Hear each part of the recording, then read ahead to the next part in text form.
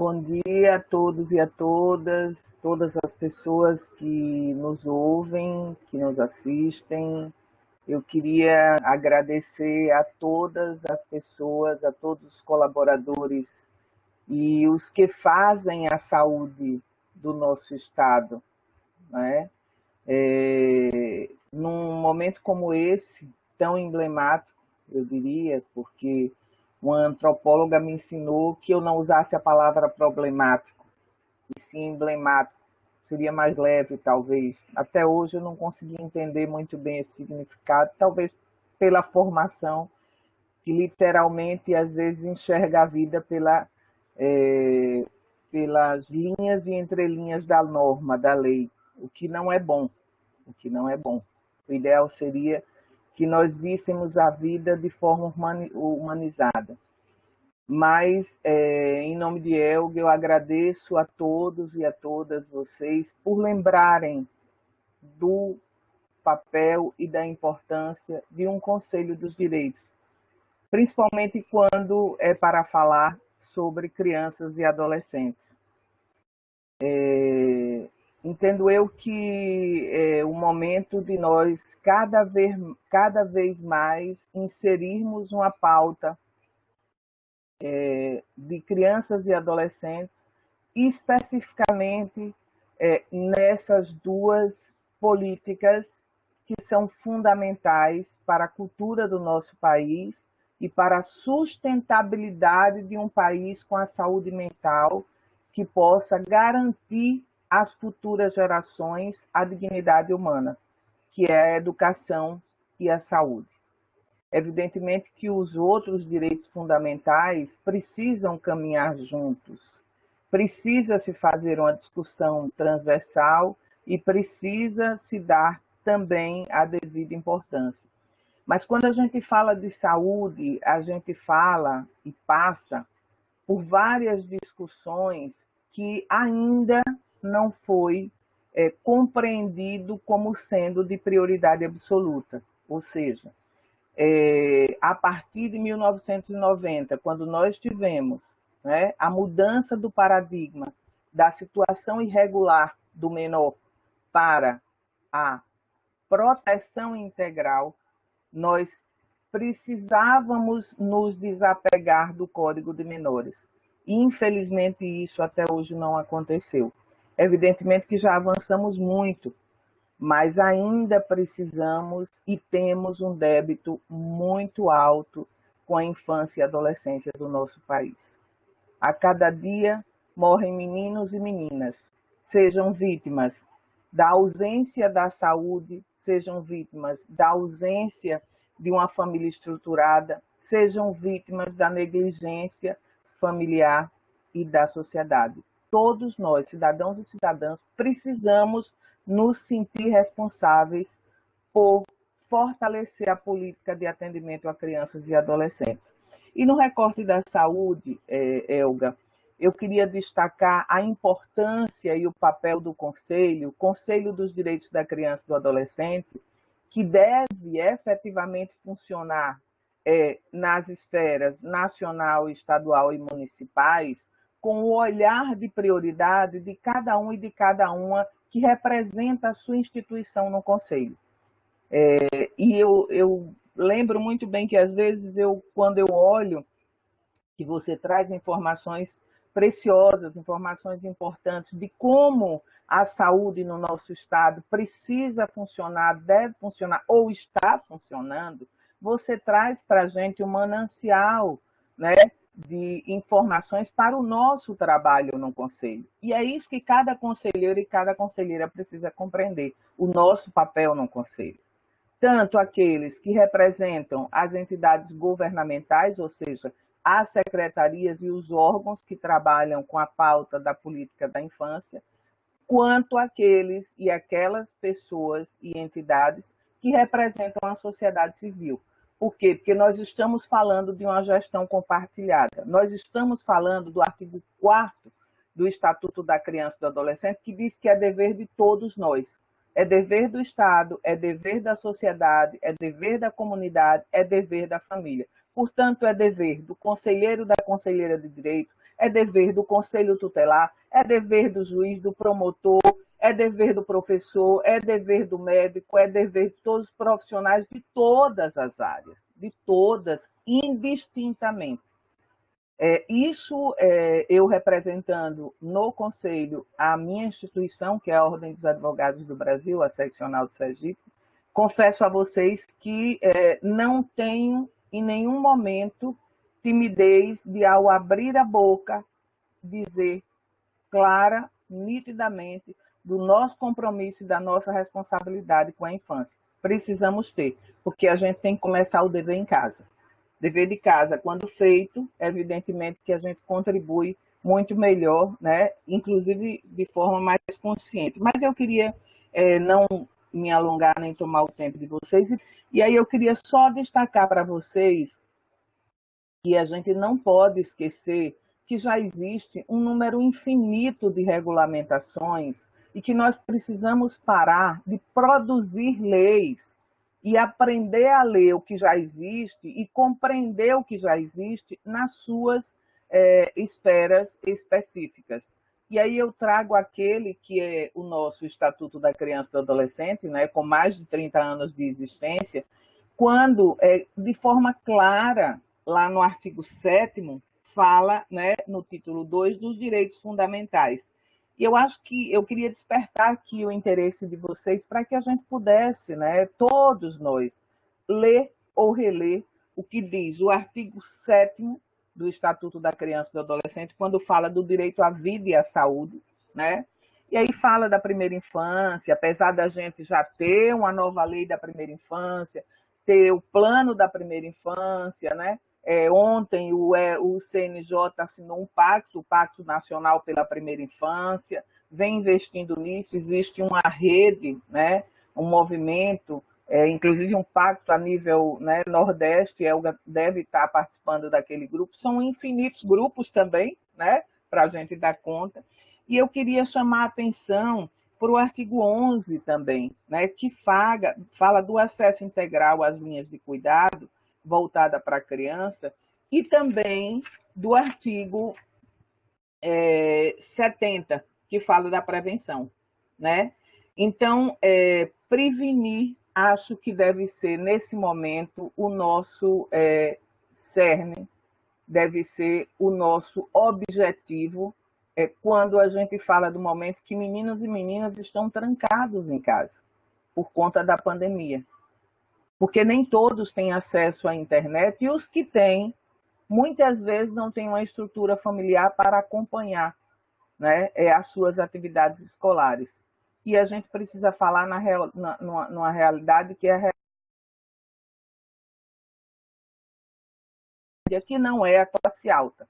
São os meninos que, de fato, não têm acesso à internet, são mães que precisam sair para trabalhar, sim, e muitas que são de famílias, na sua composição, formadas por mães e filhos. Crianças tomando conta de crianças, que muitas vezes ficam sozinhas em casa.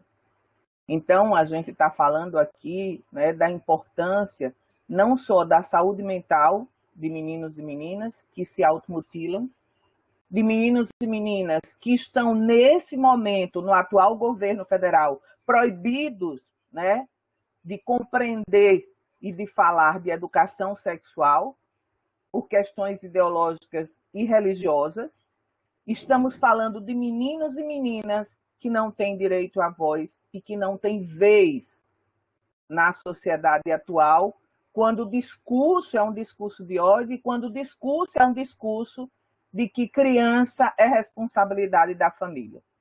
Criança não é responsabilidade só da família, criança é responsabilidade de todos, de todas as pessoas. Então, quando eu destaco esses dispositivos do Estatuto da Criança e do Adolescente, eu quero dizer que nós precisamos, de fato, fazer o dever de casa. Todos nós.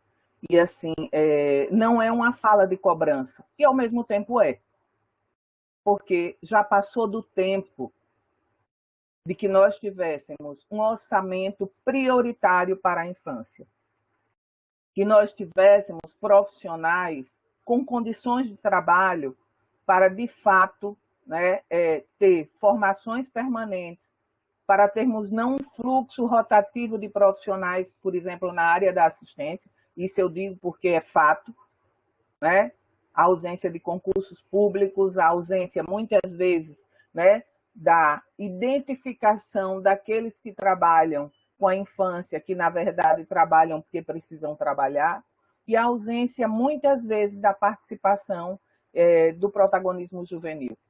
Então, assim, eu agradeço imensamente por poder participar desse espaço e representando o Conselho Estadual dos Direitos da Criança e do Adolescente, que não pode ser pessoalizado, né? Eu, assim, tenho o maior carinho por todas as pessoas que gostam e que eu gosto de trabalhar com elas, mas o Conselho precisa ser fortalecido integralmente.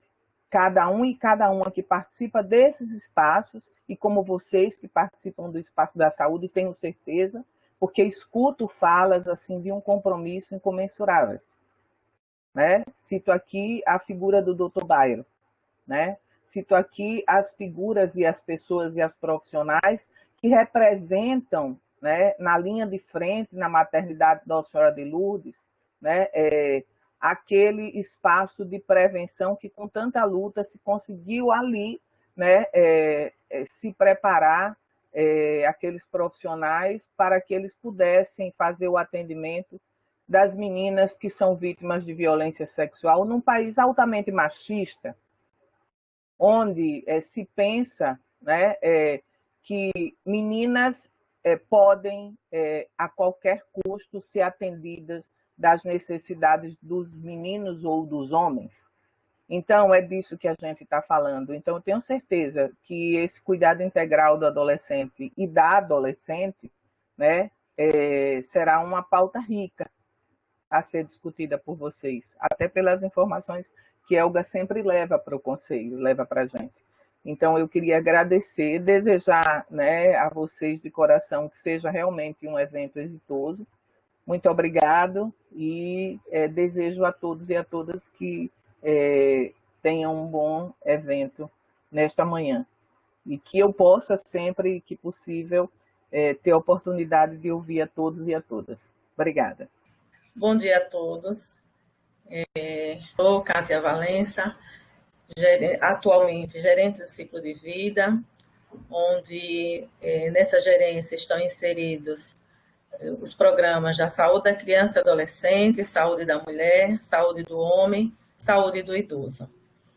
E em nome da secretaria, né? Então, em nome da secretária Mércia, da nossa diretora Flávia Diniz, da nossa coordenadora Giza Ávila, que, em virtude, né, de todo o contexto que estamos vivendo, das várias atividades que a gente está se desdobrando para conseguir dar conta, não puderam estar presentes nesse momento, mas, em nome delas, né, passando a mensagem delas, eu digo que obrigada pela colaboração de todos, obrigada pela disponibilidade de estar aqui conosco, obrigada por todos, né? E em nome de Elga e das equipes da FUNESA e do Núcleo de Educação Permanente da Secretaria, agradeço todo o empenho para que a gente pudesse estar nesse momento realizando esse evento.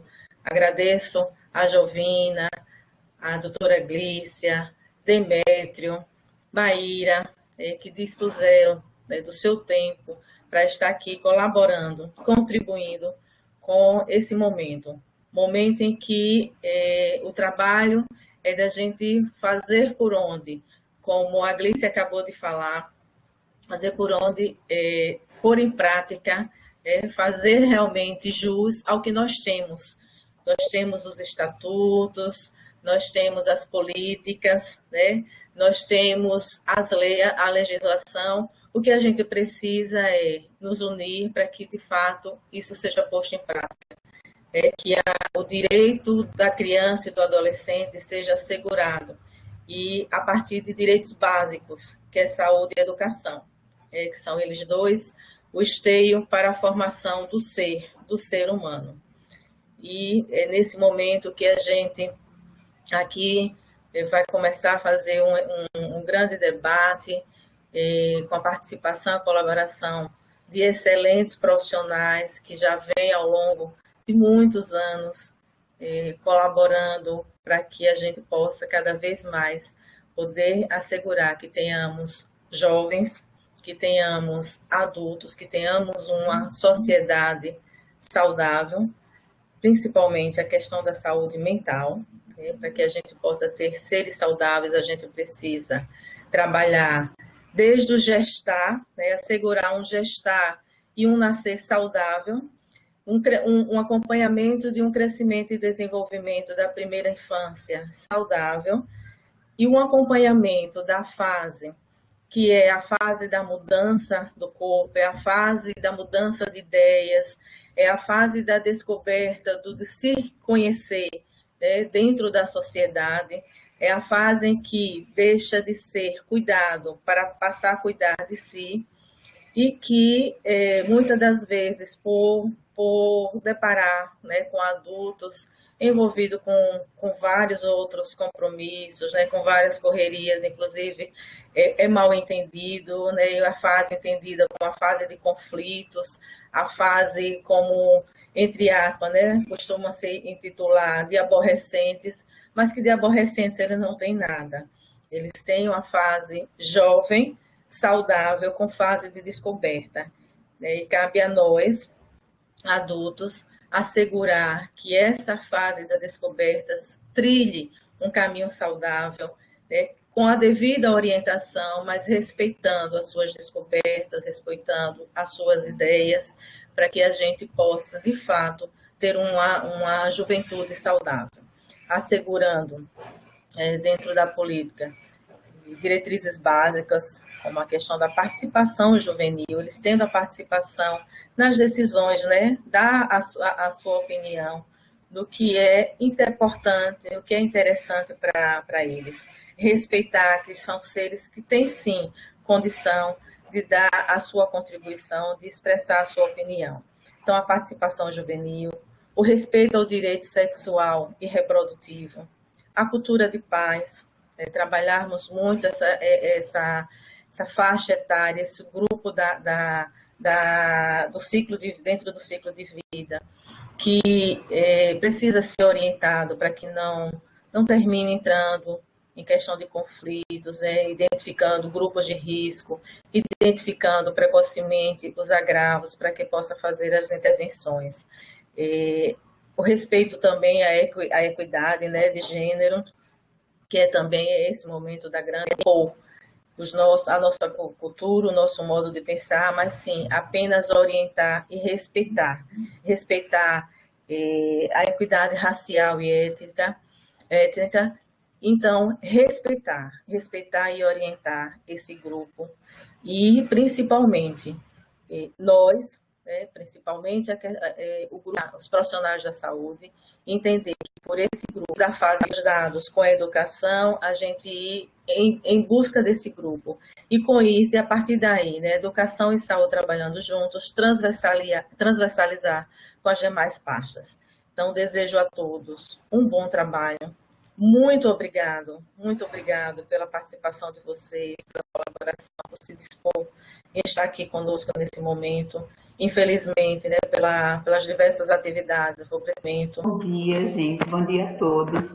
É uma imensa felicidade que eu participo dessa mesa. E espero trazer um pouquinho de colaboração para esse momento tão engrandecedor, tão rico, que eu tenho certeza que vai ser. Essa multidisciplinaridade, como foi dita por Kátia, é extremamente importante. Como a doutora Glícia falou, a gente aprende muito. Eu costumo dizer que quando eu vou no congresso, a aula que eu mais aprendo é a aula do odontólogo, a aula do físio, a aula do fono. É muito rica essa troca para a gente. Então, eu sei que hoje vai ser muito interessante essa troca também. E como a doutora Glícia falou com muita propriedade, falou muito bem, cuidar da saúde da infância e da adolescência não é uma atribuição do profissional de saúde. A gente fala em saúde, mas não é o profissional de saúde que vai cuidar. a sociedade precisa cuidar da saúde da infância e do adolescente. Então, o adolescente é um ser social, o adolescente é um ser da sociedade. Então, ele precisa ser cuidado pelo profissional de saúde, pelo educador, pelo profissional da justiça, por todo mundo. E acolhido pela família, para que ele possa exercer o seu protagonismo. Então, a gente fala muito hoje em protagonismo do adolescente. Então, a gente precisa estar preparado para ver o adolescente ser protagonista e preparar as nossas crianças para que sejam adolescentes protagonistas com responsabilidade. Sou pediatra, puericultora, então minha atividade é consultório, ambulatório, então eu cuido das crianças de consultório, eu trabalho em ambulatório de puericultura na Universidade Federal e na Tiradentes, tenho a oportunidade de ser preceptora de todos os residentes de pediatria que passam por aqui, então eu conheço todos os pediatras formados e trabalho formados em Sergipe, porque lá no meu ambulatório passo as residentes da UFES, da Santa Isabel e do USE, e tenho a oportunidade de passar para ele um pouco do meu carinho, do meu amor pela pediatria e pela agricultura. Criança saudável, cuidar do adolescente saudável. Então, vamos primeiro definir a adolescência. Qual é o período? Quando é que uma criança deixa de ser criança e passa a ser adolescente? De acordo com a Organização Mundial de Saúde, o adolescente é aquele jovem, aquela criança, aquele indivíduo que já completou 10 anos e que ainda não completou 20. Essa é a definição de adolescência de acordo com a Organização Mundial de Saúde. O nosso adulto estatuto da criança e do adolescente, ele define o adolescente como aquele indivíduo entre 12 anos completos e 18 anos incompletos, salvo algumas exceções legais que a gente pode considerar até os 18 anos de idade. Então, de um modo geral, a gente utiliza a definição da OMS. Então, para a gente que trabalha com a criança, o adolescente é aquele serzinho que completou os 10 e que ainda não completou os 20. E, como foi muito bem dito por Glícia, por doutora Glícia, normas, técnicas e leis que protejam o adolescente, a gente tem muito. O que a gente precisa é fazer com que esse adolescente seja protegido. Então, o nosso ECA, o nosso querido ECA, ele é uma norma, ele é uma lei que rege, que determina o que a adolescente tem o direito. E nele está colocado, eu trouxe o artigo mais completo, que a criança, considera-se criança a pessoa até os 12 anos, e dos 12 até os 18, o adolescente. O Programa de Saúde do Adolescente, estabelecido por uma portaria de 89, ele classifica a adolescência da mesma forma que a OMS, entre 12 e 19 anos de idade. A SBP, ela define que o profissional que deve cuidar do adolescente é o pediatra. Então, que a criança precisa ser cuidada pelo pediatra do ventre da mãe. A primeira consulta de puericultura deve ser feita no último trimestre de gravidez até o final da adolescência. Então, o profissional que deve cuidar da criança, do adolescente, é o pediatra. E a Associação Médica Brasileira, em conjunto com a Sociedade Brasileira de Pediatria, ela elabora prova de título na área de atuação de adolescência. Então, para ser um médico do adolescente, você precisa ter a formação de pediatra para daí fazer o título de especialista em médico de adolescente, em EBACA. E o Conselho Federal de Medicina normatizou que é o pediatra que vai cuidar da saúde do adolescente. Gente, por que eu estou trazendo isso aqui? Porque é um embate muito grande. A gente teve outro dia que fazer uma recomendação para a Secretaria Municipal de Saúde, porque nós tínhamos alguns colegas que cuidam de crianças se recusando a continuar o segmento ambulatorial das crianças com doença crônica que se tornaram adolescentes. Então, é obrigação, sim. Se eu estou numa unidade, eu trabalho no hospital universitário, quando a criança completa os 12 anos, eu não vou deixar mandar para um ambulatório de clínica médica. Ele vai continuar, sim, sendo acompanhado por mim no ambulatório de pediatria. A não ser que ele não queira. Né? O Código Civil Brasileiro, ele determina que se os indivíduos maiores de 16 anos não quiserem ser atendidos por pediatra, ele tem esse direito a se negar. Ele pode, sim, ser atendido por profissionais que cuidam da saúde do adulto. Falo aqui não só pediatra, mas profissionais que cuidam da saúde do adulto. E vamos conhecer agora um pouquinho mais desses adolescentes, né? De particularidades da adolescência. Ah, não, ainda trouxe aqui a determinação legal, a determinação do Sistema Único de Saúde, que esse negócio de que não existe código que o hospital ou o ambulatório não pode cobrar pela consulta que faz ao maior de 12 anos, isso também não existe. As unidades podem se informar ao Sistema Único de Saúde, ao CIA-SUS, aquele atendimento à saúde do adolescente, existe código para isso. A atenção básica pode informar não só a consulta do adolescente, mas o acompanhamento antropométrico, a atividade educativa, existem códigos para serem informados essas atividades que devem sim ser realizadas na atenção básica. E na saúde suplementar, a gente também tem códigos determinando a cobrança, o pagamento daquele serviço feito para o seu adolescente. Então, não tem esse negócio de eu me negar a atender porque não pode ser feita a cobrança. Pode sim, tanto no Sistema Único de Saúde como na saúde suplementar. Então, vamos conhecer. Não passou. Desculpe, gente, fica demorando um pouquinho a passar o slide, mas nós vamos lá. Então, vamos conhecer um pouquinho dessa adolescência, né? Então, a gente sabe que adolescentes têm comportamentos típicos, que tem personalidade que muda completamente quando ele sai da infância e entra na adolescência. E não é só a cognição, a personalidade, o comportamento que muda. As principais mudanças também são físicas. Então, ele deixa de ser criança, está numa fase que está se preparando para ser adulto, e o seu corpo vai prepará-lo para isso também. Então, a adolescência é uma fase de intenso crescimento somático. O crescimento somático seria o ganho ponderoestatural. Quando a gente fala em crescimento, a gente fala em crescimento somático, neurológico, genital e linfóide. Então, na adolescência, a gente vê um dos períodos de maior crescimento somático. Então, eles vão 20% da sua estatura final vai ser adquirida nessa fase da vida. O ganho ponderal também é um ganho muito intenso. E a mudança do corpo, uma coisa que incomoda muito o adolescente, é a mudança do seu corpo, com o surgimento da puberdade.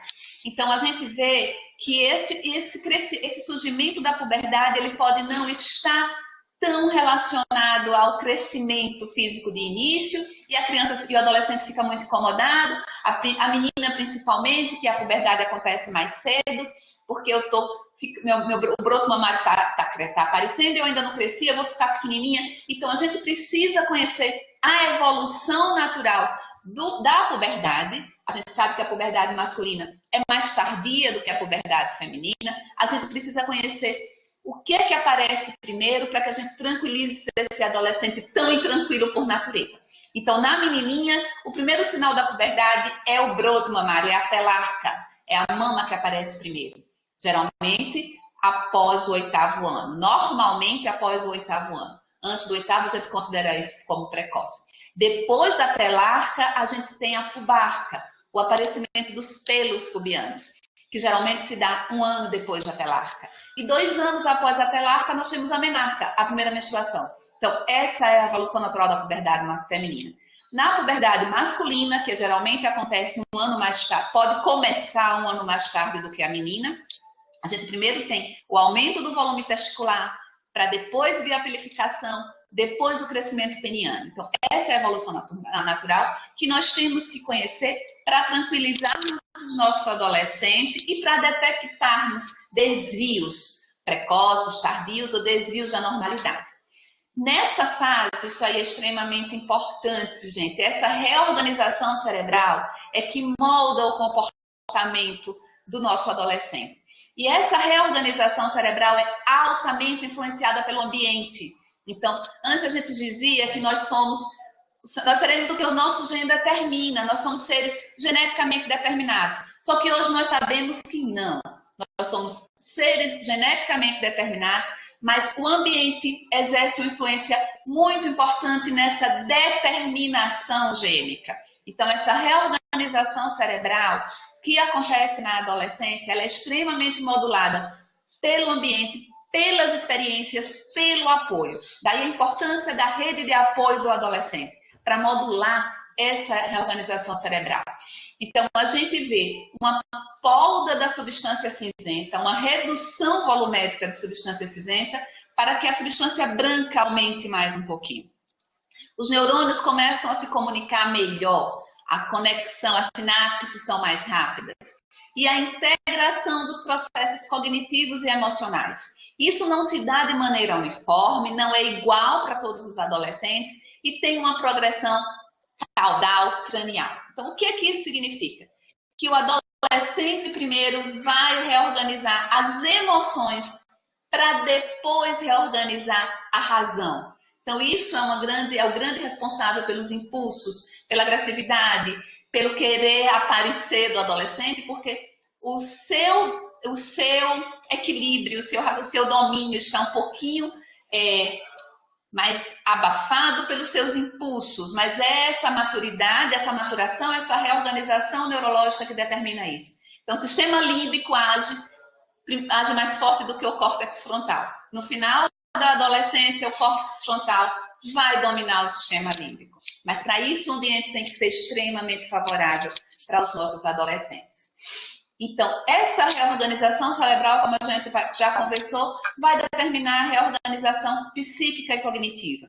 Então, o adolescente começa a conseguir trabalhar com abstrações, com pensamento abstrato. Não precisar só do concreto. Isso aqui é assim, não. Isso aqui pode ser assim se acontecer isso. Então, esse pensamento abstrato. As mudanças, o desconforto com as mudanças corporais, que são muitas, né, gente? A criança cresce desordenadamente, aparecem as características sexuais e ele se torna um adolescente. As reações emocionais se tornam mais intensas e oscilantes. E no início da puberdade, essa intensidade, essa oscilação é muito maior. No final da puberdade, ele já tem um domínio maior sobre suas emoções. Atração por experiências novas e extremas.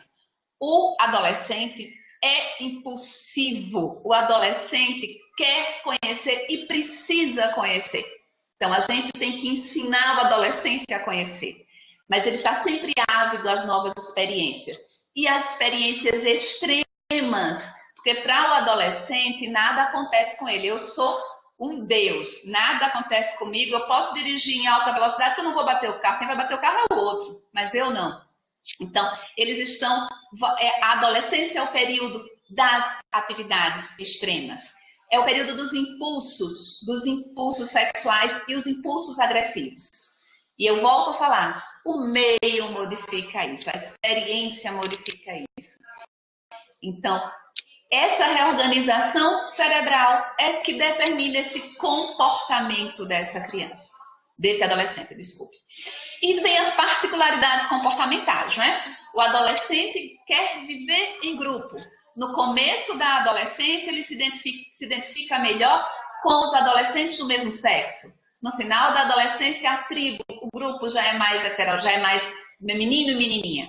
Mas eles precisam pertencer a esse grupo de pares, eles precisam se vestir igual àqueles adolescentes amigos, se comportar, gostar da mesma música, gostar do mesmo esporte. Isso é peculiar do adolescente. E esse pertencimento ao grupo afasta o adolescente transitoriamente da família. Então, o adolescente fica cada vez mais distante dos pais, dos irmãos mais velhos, dos irmãos mais novos, porque ele quer estar perto da sua tribo. E a gente está vivendo um momento em que nós não podemos ficar perto da nossa tribo. Os adolescentes não podem estar junto com seus pares.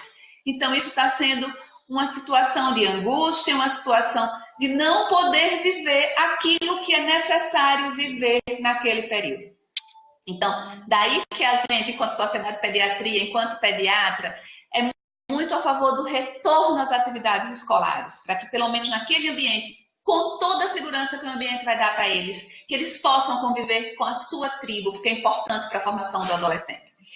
E o adolescente é influenciável. Nós vimos que primeiro acontece o predomínio do sistema límbico, então das emoções. Então, o adolescente é extremamente influenciável. E contestador é da personalidade do adolescente contestar, né? Então, isso aí é o comportamento adolescente que a gente precisa conhecer para saber cuidar do nosso adolescente. E o que é que quais são os riscos que esse comportamento adolescente, que essas particularidades do adolescente, da adolescência pode trazer? Então é importante que nós saibamos os riscos para que a gente se antecipe. A puericultura é isso. A puericultura, o acompanhamento integral é reconhecer riscos para que a gente previna e para que a gente possa promover a saúde do adolescente. Então, essa reorganização cerebral é um momento propício para o surgimento, para a eclosão de transtornos mentais. É gatilho para que os transtornos mentais apareçam. E a gente sabe que os transtornos mentais são responsáveis por 16% da carga global de doença na adolescência. E que os distúrbios comportamentais é a segunda causa de morbidade entre adolescentes de 10 a 14 anos. A gente fala em transtornos mentais na adolescência como um todo e transtornos comportamentais no início da adolescência. Os transtornos comportamentais que a gente se refere aqui é o déficit de atenção, a hiperatividade, o transtorno do espectro autista, os transtornos de comportamento,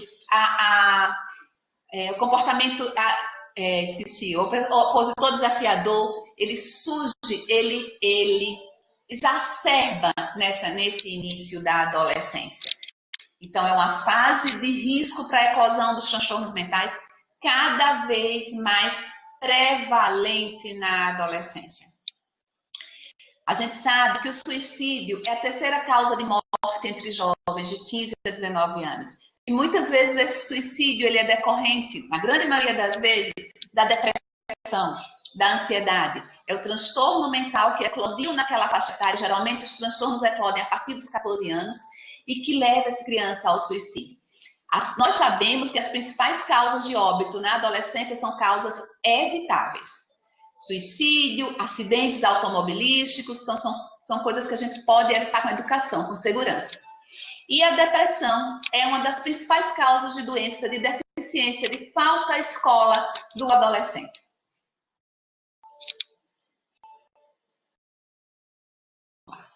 Aqui não dá para ver, né, gente? Mas aqui é um estudo feito no Brasil, ficou muito pequenininho. É um estudo feito no Brasil, é um braço do ERICA. O ERICA é um estudo de risco cardiovascular em uma quantidade muito grande de adolescentes. Então, pegaram esses adolescentes e fizeram um questionário em relação aos transtornos mentais.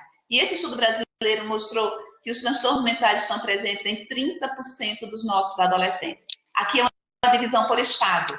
E aqui essa linha vertical é a prevalência, os 30%. Então, a gente vê que em quase todos os estados chega aos 30%.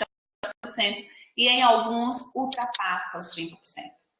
E quando a gente fala em região, a divisão por região e por sexo, então esse transtorno mental na adolescência brasileira é maior em menina e é prevalente em todas as regiões do Brasil. Então a gente tem que se preocupar com a saúde mental dos nossos adolescentes. O adolescente, ele está vulnerável, ele gosta das experiências intensas. E dentro dessas experiências intensas existe o querer experimentar drogas lícitas e ilícitas. Então, quase 5% dos jovens entre 15 e 16 anos já experimentaram a maconha. Então, esse é um comportamento típico, então, que a gente precisa conversar sobre os riscos, eles ficam cientes sobre os riscos.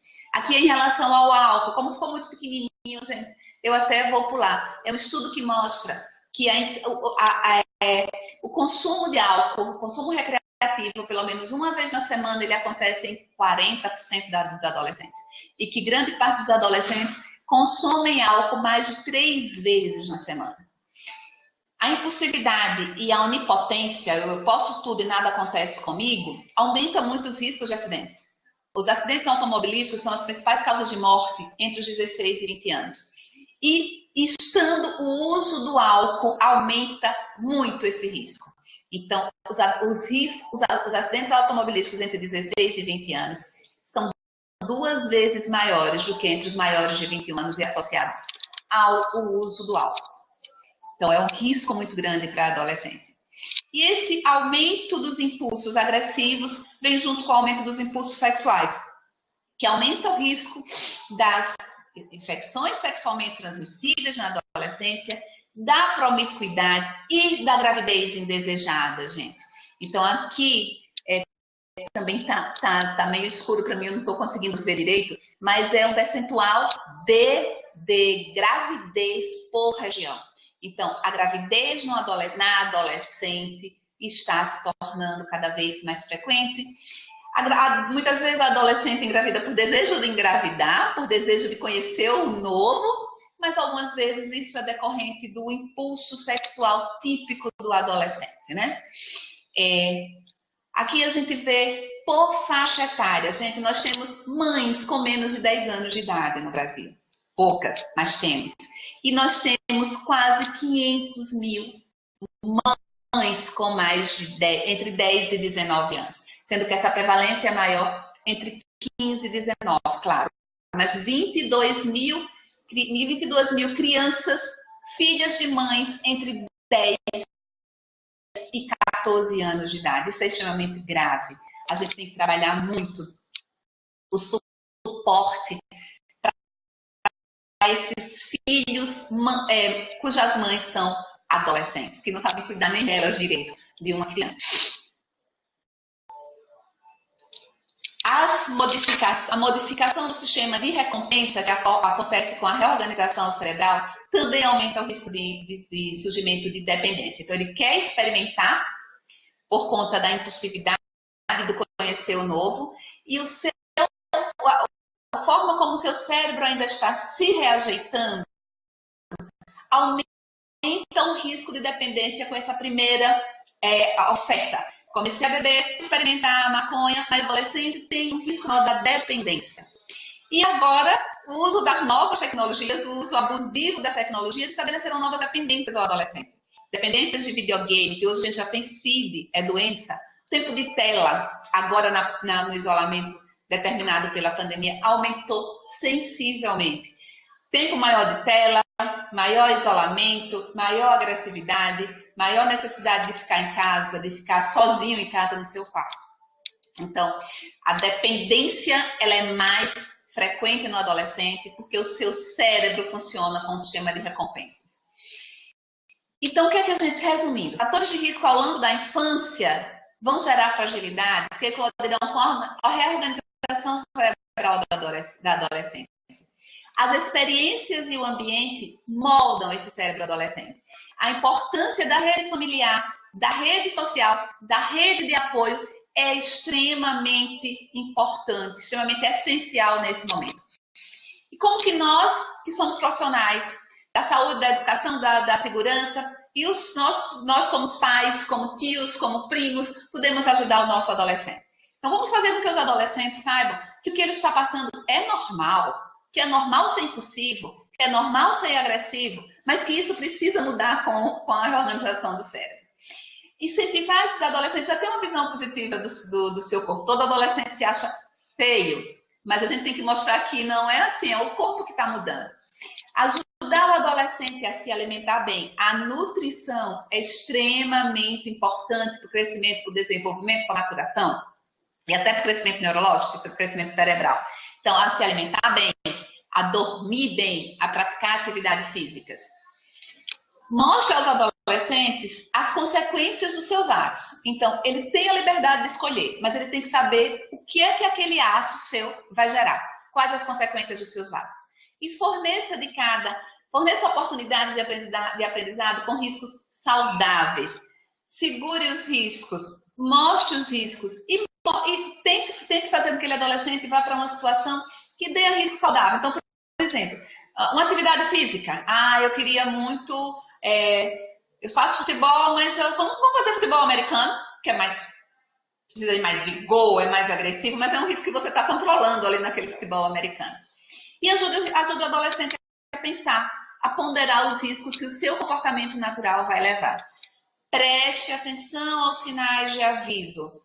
O nosso corpo, a nossa cabeça, o nosso comportamento avisa quando tem alguma coisa errada. Então, olhemos para o nosso adolescente. Prestemos atenção aos sinais de aviso.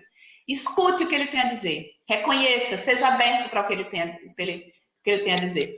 E defina limites online. Então, ele vai ter acesso à tela, ele vai ter acesso à internet, ele vai ter acesso às redes sociais, mas você, enquanto responsável, tem que determinar limites. Então, conhecendo o nosso adolescente, tanto fisicamente como psiquicamente e da organização cerebral, como é que a gente vai consultar esse adolescente? Como é que deve ser essa consulta desse adolescente? sempre muito cordial. Permitir a proatividade, que ele seja protagonista naquele momento. Não julgue, gente. Deixe o adolescente falar, não faça careta, não mude a fisionomia, dê liberdade para ele falar.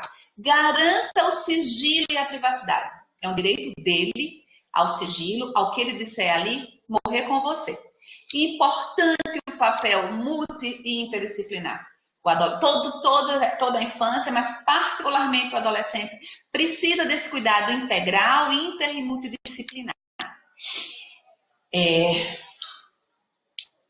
Eu falo um pouquinho rápido, viu, gente? Mas como a Elga me deu um tempo maior, eu vou tentar segurar um pouquinho minha fala. A gente disse que o adolescente, na consulta do adolescente, ele tem que ter direito e ter consciência do sigilo e da privacidade. Mas em algumas situações, ele vai ter que saber que eu preciso quebrar o meu sigilo. Nós precisamos quebrar o sigilo profissional. Então, nada será tratado sem que ele seja informado. Então, ele vai... Se você se detectou uma situação que leva em risco à saúde ou à integridade física, mental do adolescente ou de terceiros, ele vai ter que saber que aquela informação que ele lhe passou será passada sim para a família. Então, situações que gerem riscos físicos ou emocionais para o adolescente ou para alguém do seu entorno, para outra pessoa, precisam sim ser compartilhados com a família, com a consciência do adolescente. Então, isso a gente vive no nosso dia a dia, né, gente? A gente vê crianças ansiosas, crianças depressivas, situações familiares conflituosas e que a gente precisa que o adolescente saiba que a gente vai passar para a família para que aquela família ajude esse adolescente.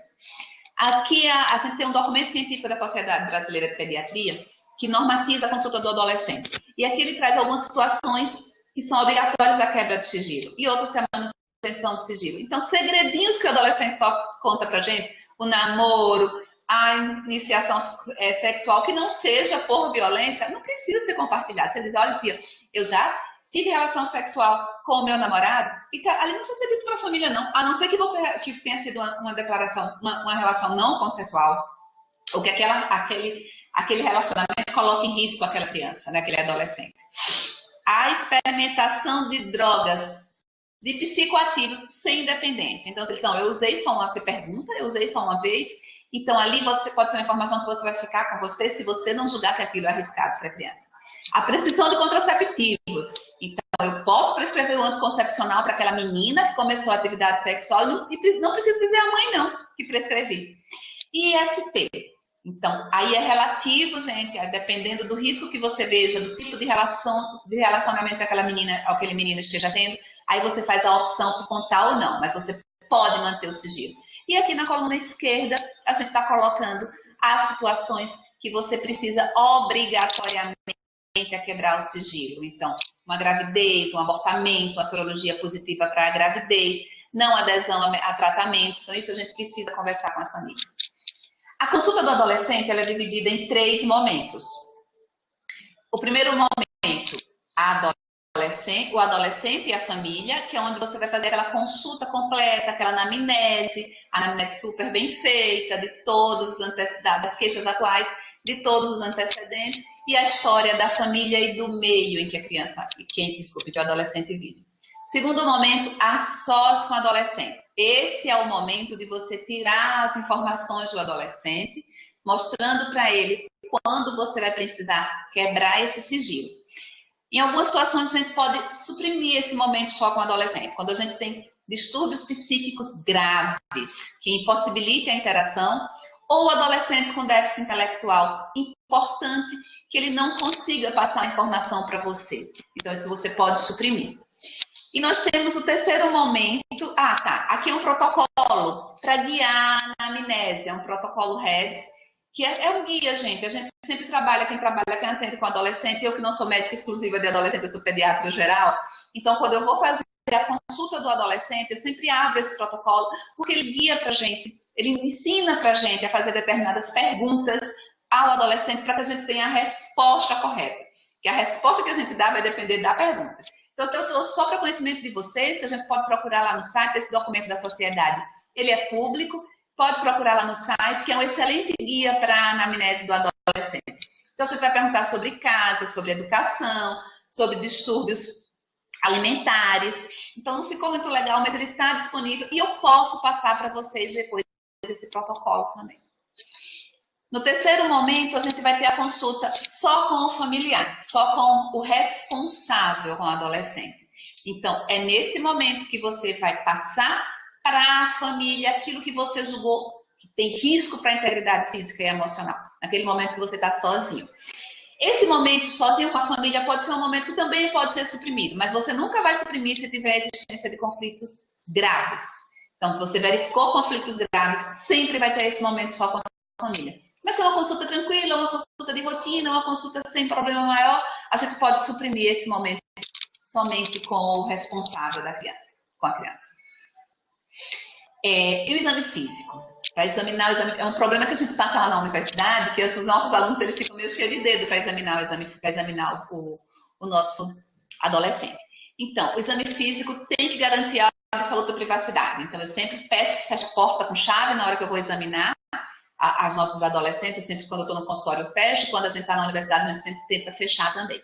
E que sempre vai ter que ter uma terceira pessoa, o profissional de saúde não vai ficar sozinho com o adolescente na hora do exame físico. O maior vínculo que você tenha com esse adolescente é uma criança que eu acompanho da vida inteira e que está aqui comigo na consulta. Mas mesmo assim, quando eu for examinar, eu preciso que tenha uma terceira pessoa. Não necessariamente familiar, pode ser um atendente de consultório, pode ser um amigo que veio, uma amiga, um amigo que veio com ele, mas tem que ter uma terceira pessoa. E o exame tem que ser completo, a gente tem que fazer os exames, o exame completo, tem que fazer o estadiamento puberal do Tanner, tem que avaliar a genitália, mama nas menininhas, então, exame completo. Sempre, sempre. E reforçando, sempre com uma terceira pessoa. Então, eu enquanto puericultora, para mim o meu instrumento de braço do braço, que anda debaixo do meu braço, que é o meu principal companheiro nas consultas de puericultura, é o cartão de saúde, a caderneta de saúde da criança e do adolescente. Então, nós temos esse instrumento maravilhoso, produzido pelo Ministério da Saúde, na versão para menininha, na versão para menininho, que hoje a gente não tem ele impresso toda vez que a gente precisa, mas a gente tem um PDF, gente, a gente tem um PDF, a gente pode imprimir, a gente pode pactuar com o seu serviço que você trabalha, uma impressão de uma quantidade menor ali, com preto e branco, que não se gaste muito com essa impressão, mas a gente precisa ter em mãos a caderneta de saúde da criança e aqui a caderneta de saúde do adolescente. É um excelente instrumento de puericultura. Para mim, é o principal instrumento de acompanhamento da puericultura. As informações ali são extremamente importantes para nós, profissionais de saúde, que estamos fazendo acompanhamento, e para o adolescente. Então, tem muita informação ali que a gente abre e mostra para ele, né? Então, tentamos trabalhar sempre com a caderneta de saúde do adolescente, tá bom? E para finalizar, eu tentei não ser muito longa para não cansar, porque a gente vai ter outros colegas aqui que eu acho que o debate, a troca é muito melhor. Então, o que é que a gente considera? Que as experiências e o ambiente favorável mudam as mudanças cerebrais da criança. Então, a gente precisa fornecer esse ambiente favorável. A gente sabe que as pressões econômicas e culturais afastam um pouco os pais do seu filho. O mercado de trabalho afasta os pais do adolescente. E essa privação daquela pessoa que cuida, da pessoa da família que cuida, pode comprometer o desenvolvimento das funções cerebrais, como o controle de impulso, o julgamento e a empatia. Então, a presença do ser que dá amor, que dá carinho, é importante para o desenvolvimento cerebral dessa criança. A gente está vivendo aqui na pandemia um período de ficar em casa. E como foi dito por doutora Glícia, nem todo lar é seguro. Então, a gente está vivendo as nossas adolescentes dentro de casa e algumas vezes com insegurança. Então, por outro lado, a gente tem também que a presença durante muito tempo da família agressiva, da família negligente, também não vai ser legal. Então, a gente tenta identificar aquela situação para tentar trabalhar isso na vidinha do adolescente. Mas importante a presença daquela família cuidadora. As situações de risco à juventude podem criar um enorme impacto social e histórico. As vítimas do desamparo e do abandono não terão, na grande maioria dos casos, condições de proporcionar aos seus filhos um meio adequado para o desenvolvimento. perpetuando o problema por gerações. Então, se a gente não cuidar dessa geração, a gente vai ter gerações futuras problemáticas, porque esses adolescentes não conseguirão tratar, cuidar dos seus filhos. Então, cuidemos da nossa infância para que a gente possa ter adolescência saudável, adultos saudáveis e gerações futuras saudáveis também. Profissionais de saúde, e aqui eu amplio, profissionais de saúde não só, profissionais de educação ocupam um lugar importante na identificação do adolescente de risco. E eu diria aqui que o profissional da educação talvez ocupe um papel mais importante do que o profissional de saúde. O profissional da educação, ele passa um turno, na maioria das vezes, com aquele adolescente. Então, ele tem uma capacidade maior.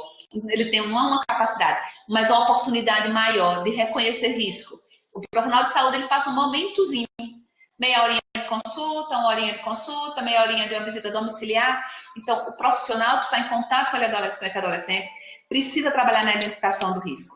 E a identificação do risco e a intervenção precoce vai impedir a eclosão futura de transtornos mentais e de transtornos de personalidade. O futuro da humanidade se constrói na infância e do adolescente. Então, a gente precisa cuidar das nossas crianças e dos nossos adolescentes para que a gente tenha um futuro saudável. Está aqui meu e-mail, gente. Se vocês quiserem que eu mande algum material para vocês, está aqui. Pode mandar meu telefone também. Pode ligar. Estou à disposição para qualquer pergunta e para qualquer esclarecimento aqui ou depois.